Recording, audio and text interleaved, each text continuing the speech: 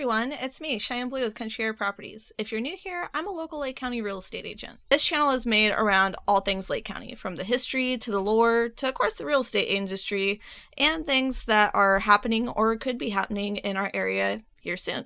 As you can see, this video is a little different. I am not completely dolled up. I am barefaced and in a sweater. And that's because I wanted to do kind of a get ready with me while we talk about the real estate market. That way it's a little bit of a 2-for-1 for myself, and you guys can also watch me go from this to this.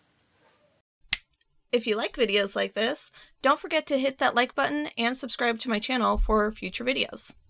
So to start out, the real estate market is absolutely crazy, and I'm not just saying that.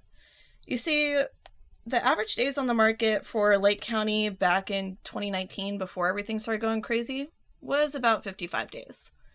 In December of 2020, those days on market were around 42. And even back then, the market was considered pretty hot. Hottest that it has been in Lake County in a very long time. Well, the average days on market for December of 2021 was 20. 20 days on market when before the average was 42 for what was considered a hot market, and the year before that, which was more around the normal range, 55. That's absolutely insane. So I know a lot of you are probably wondering, well, yeah, sure, the days on market went down a lot, but what about the home prices? You're going to want to sit down for these. I'm going to go over 2019, 2020, and 2021. Back in December of 2019, the average home price was $242,500. Back in December of 2020, the average home price went up to $290,000. So from $242,500 to $290,000. What was it like in December 2021?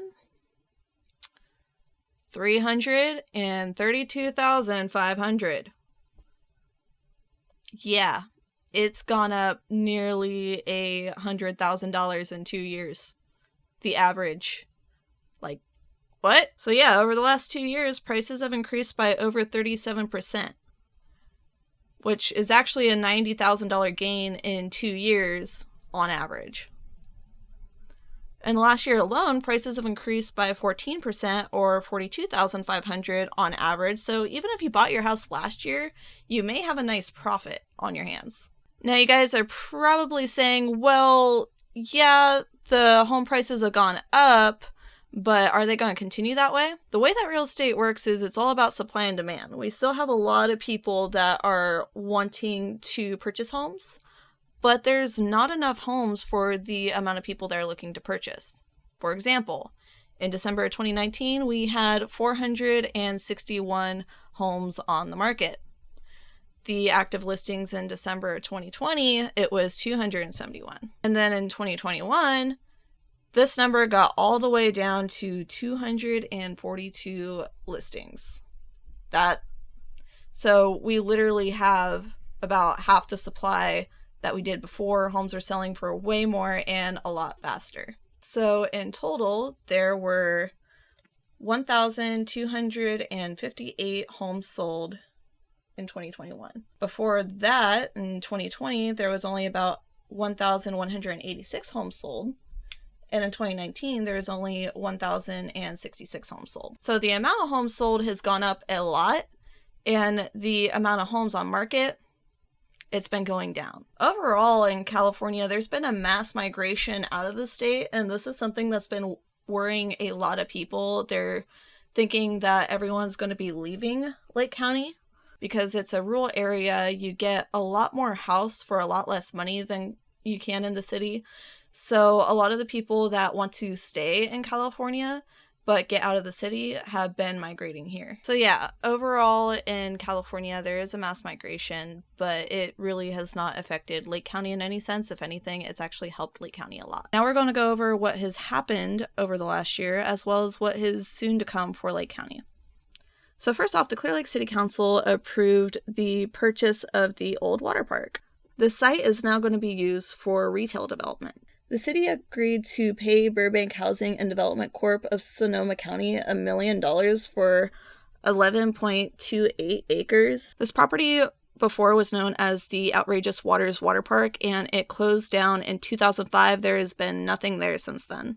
In 2017, the land was gifted to the Burbank Housing and Development Corp., which develops affordable housing but has no plans for projects in Lake County. And actually, before this place was a water park, it was an airport, believe it or not. Now, the city has been working for the last couple of years trying to develop this area. They actually approved the sale of 2.5 acres for a Fairfield Inn and Suites. So what the current plan is as soon as the sale closes, they're going to demolish what is left over, which is basically the batting cages and the racetrack. That way that they can clear the area for new development. As for when exactly all this is going to happen, it's kind of up in the air, but they said that it should happen very quick after the close of escrow. Then in Lakeport, the Lakeport Planning Commission is considering plans for a new shopping center.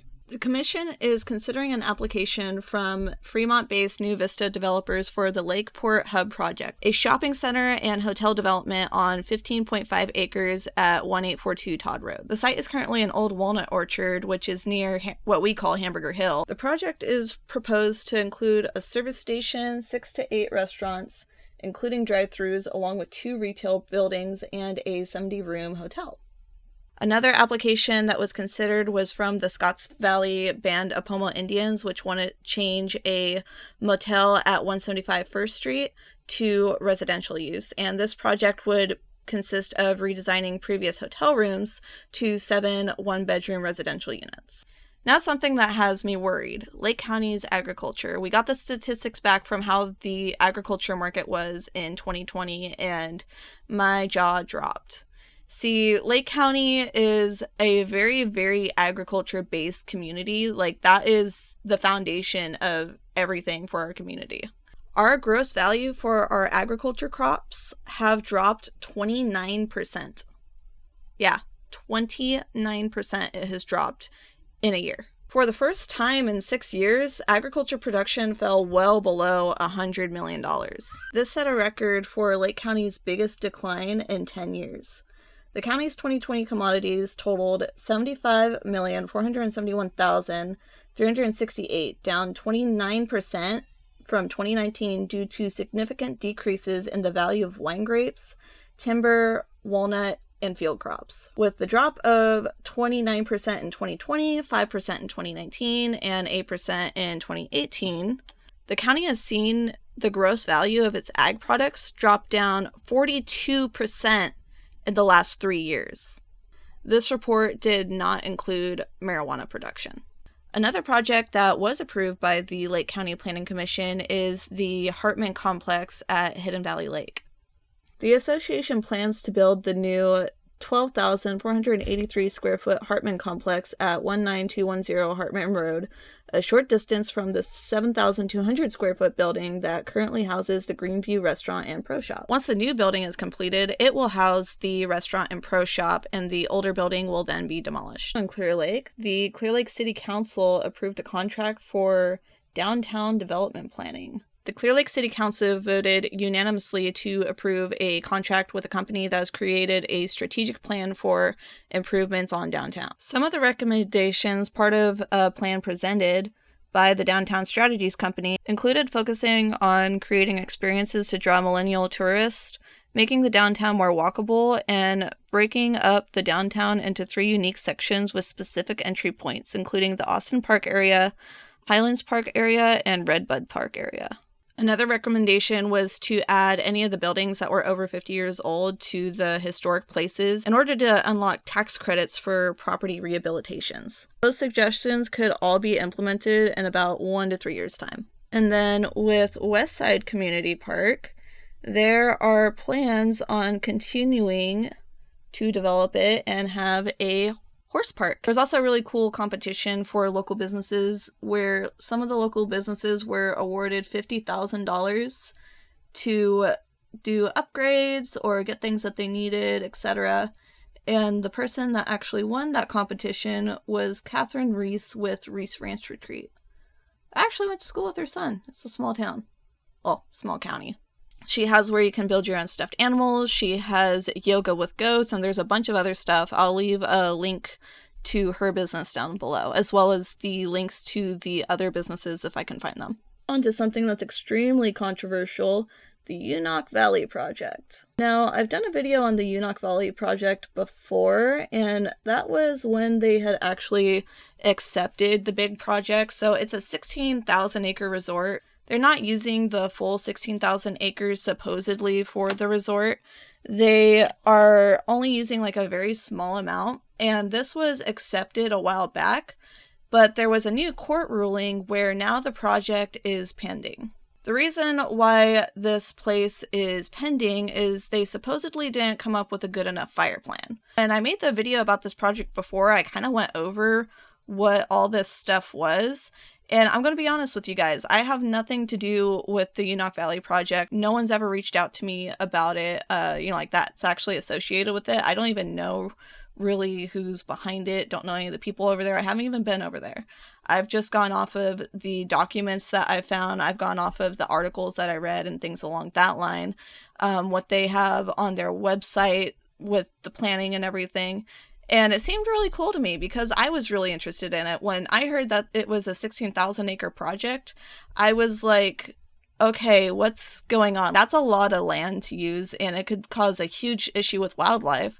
But then after I read it and actually got educated about it, I'm like, oh, this is actually really cool, and I feel like this could be a huge benefit to our area. Now, with that said, things can be totally different for what's actually going on than what they're saying on their website. So I'm kind of on the fence with it. I don't know what exactly is going on. I would like to be educated on it if possible, if anybody's involved with it. I'd like to know more just for my own knowledge.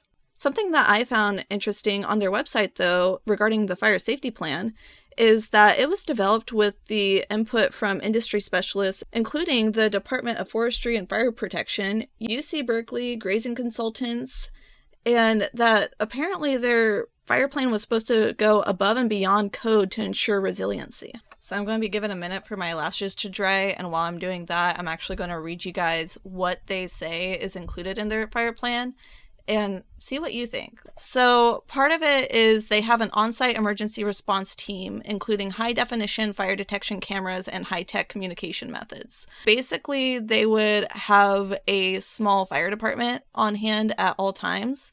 There's also supposed to be multiple evacuation routes out of the property, along with several meeting locations and on-site temporary refuge areas. There's 72 miles of roadway fuel breaks anchored by 50-foot fuel reduction buffers on each side of every 2-lane road. Underground power lines throughout the property, exterior fire suppression systems on all primary structures, site-wide irrigated buffer, including vineyards, orchards, gardens, and recreational fields, as well as irrigated residential resort and facility landscapes. Reduction of dry grasses and understory vegetation in hard-to-access areas by grazing goats, sheep, and cattle. And then again, it says that the developers have also partnered with UC Berkeley. Results of this research will include an understanding of the use of landscape features as a fuel load reduction strategy within the wildland-urban interface, a new framework for minimizing fire risks, and that the developers have contributed funds to a challenge between teams under the guidance of Dr. Thomas Aswell. The teams will apply engineering knowledge, data science, social science, design, and emerging technologies to explore and prototype new solutions to different aspects of the wildfire early detection challenge. The findings of this study will not only be applied to Unock Valley, but will be made available to government agencies, organizations, and individuals in the region with an interest in advances in early wildfire detection so that benefits are throughout the region. I just went and finished everything off camera, just needed to throw on my lashes, put lipstick on, can't really do that when I'm talking, and of course got into my actual outfit for the day.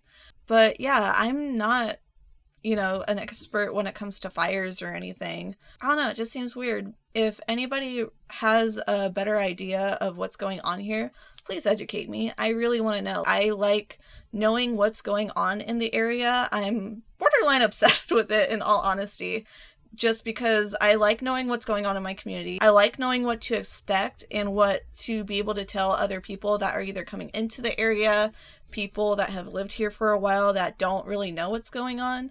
I like being in that loop. I like knowing what all is going on in the area that we live. And I'm really excited though for all the new development that is coming. And it's amazing. We have not had very much development in Lake County in many, many years. After the crash, everything was really difficult for quite a while. And I feel like we're finally getting somewhere. We're developing more as a community. We're being able to do more. I am very worried though about the ag part of things. And I feel like a large reason to why the ag has dropped down so much is because of people purchasing ranches that have been in families for multiple generations, but them not necessarily knowing what to do with it or not actually implementing the whole ag element of those ranches. There's a lot of ag land out there right now that isn't being utilized in the way that it was previously, so I think that that could be a large reason to it, as well as with all the regulations that were in place. It made it really hard for people to actually provide in the way that they needed to. And along with the droughts that we've had and the fires, there's a lot of elements that go into it.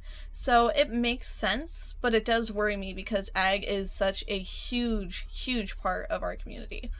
So something that I can recommend to you guys to do to help out our local farmers is shop local. Of course, I always promote shopping local, and get your produce from a local farmer, get your eggs from a local farmer, everything that you can. Like, support them as much as you can because they really need it. Having this big of a hit, it's less revenue to us as a community, but it's also less revenue to these farmers as families.